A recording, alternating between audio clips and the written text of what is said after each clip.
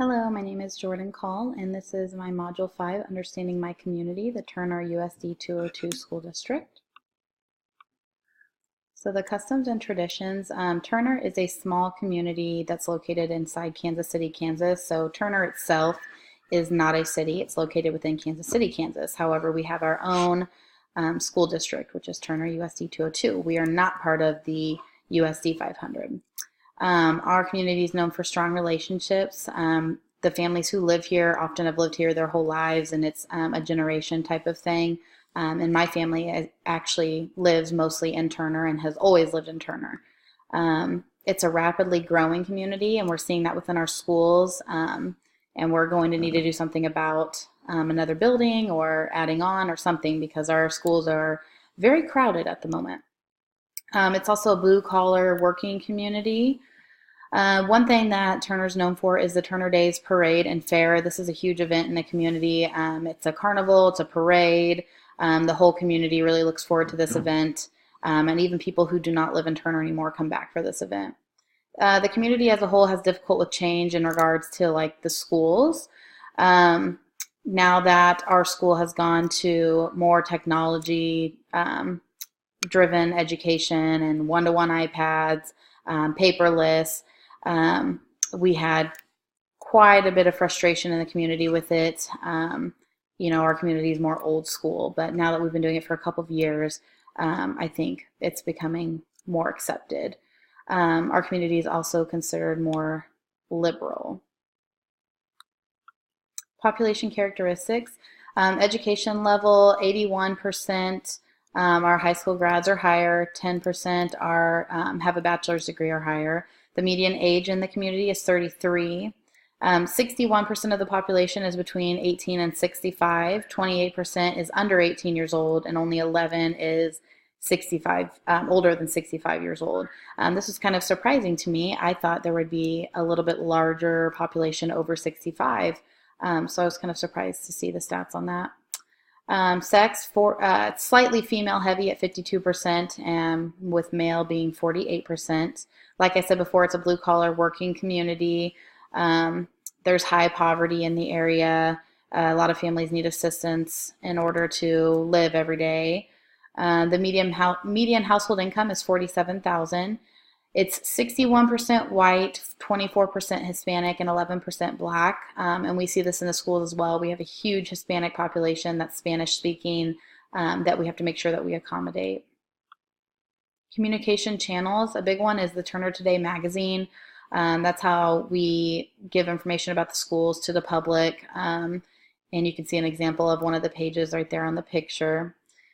Social media is huge for us since we are paperless. We do everything through social media, being Twitter, Facebook, and then the school website, as well as the local news channels. I would say the biggest way for our families to get information is through social media.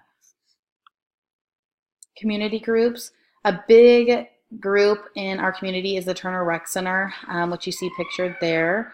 It is a huge building that many families access on a daily basis. They have different sporting events held there. They have summer camps held there, different activities, organizations, clubs, whatever. There's just a ton going on at that building. We also have PTA and BPAC. PTA is kind of struggling within our building right now. We're trying to get that up and going again, but we have trouble finding parents who want to get involved. BPAC is an organization that gets together to make changes within the school. Site Council is meetings that's held with any community members who want to come. We sit down and talk about what's going on in the building, how we can use their help, how they can volunteer, and anybody's welcome to attend that. We also have various church organizations and, of course, the Board of Education. Leadership, the mayor of Kansas City, Kansas is David Alvey. The superintendent for Turner USD 202 is Jason Dandoy. And then, of course, we have the board members for Turner USD 202. Community leaders characteristics. Dr. Dandoy, the superintendent, is very active in the schools. He's easy to talk to. He's highly respected and well liked. No matter how busy he is, he makes you feel important and is always there. with whatever you need to. So he's great. Mayor David Alvey, he's not active in the schools, to be quite honest. I had to look up information about him because I'm not that familiar with him. I wish he would be more active. I wish we did know more about him, and maybe I need to educate myself more about him. Turner USD 202 board members, they're very active in the schools. They're involved with the district employees and the community members. These people genuinely care about our schools and our community and will do anything they can to better it. Economic conditions. So you can see here our unemployment rate compared to the United States, we're slightly higher. Job growth is about the same. Future job growth is a little bit lower than the rest of the United States. Sales tax is a little bit more. We do have the Legends shopping area and a large water park being Schlitterbahn, so we have slightly higher taxes. Income taxes are the same. Household income is definitely lower than the rest of the United States, and then the family median income again is lower. Looking at economic conditions again, looking at housing, the median home age is a little bit older in Kansas City, Kansas compared to the United States at 53 years old. They also cost much less. The median house cost is about $89,000.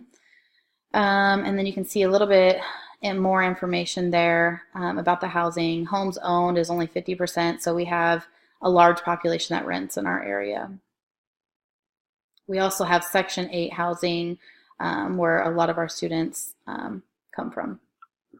Political structure, you can see here the different counties and how they voted for the most recent presidential election. You can see that Wyandotte County, which is where Kansas City, Kansas is located in, it was more in favor of Clinton.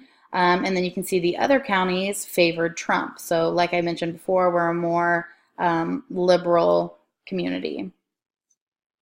Social tensions.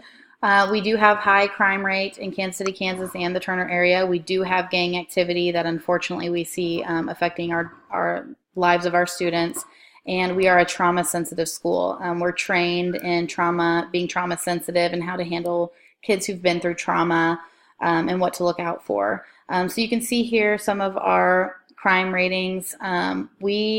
In the crime index, we are rated a 4, with 100 being the safest. So that means we're only safer than about 4% of other U.S. cities. So we definitely have a lot of crime going on in the area. And these stats are for the Kansas City area as a whole, not just the Turner community. The Turner community is definitely considered one of the safer areas of the Kansas City, Kansas community, but it is still part of these crime rates. You can see that Kansas City has a way higher violent crime rate than the average United States. It's more than double the United States rate. It also has a higher property crime rate, and it is almost double what the U.S. is. We have 34 counts of theft within the past year, 28 counts of shootings within the past year, 18 counts of arrests in the past year, 17 counts of assault, and 7 counts of vandalism within the past year. Extra sources of information. People can find out information on school records, our 5 essential surveys, board education meeting minutes, and then social media, of course, is a huge one. Power structures, BPAC, like I mentioned before, PTA, KNEA, and then site council. All of those I've mentioned previously. Multicultural issues, major languages are English and Spanish. We have a huge Spanish-speaking population that we need translators for, and we have to do this for different events within the building, contacting families, for conferences, notes, whatever. Those Spanish-speaking families are often not active in our building because we don't have access to those translators 24/7. So that's something we are working on. We also have a good population of Jehovah's Witness members, which means that we have to make sure that we have alternative plans for our students for different holiday events and things like that.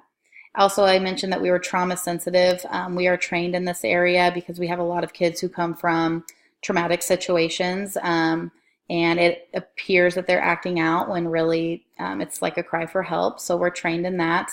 And then we're also high poverty, and our school provides back snacks once a week to those students.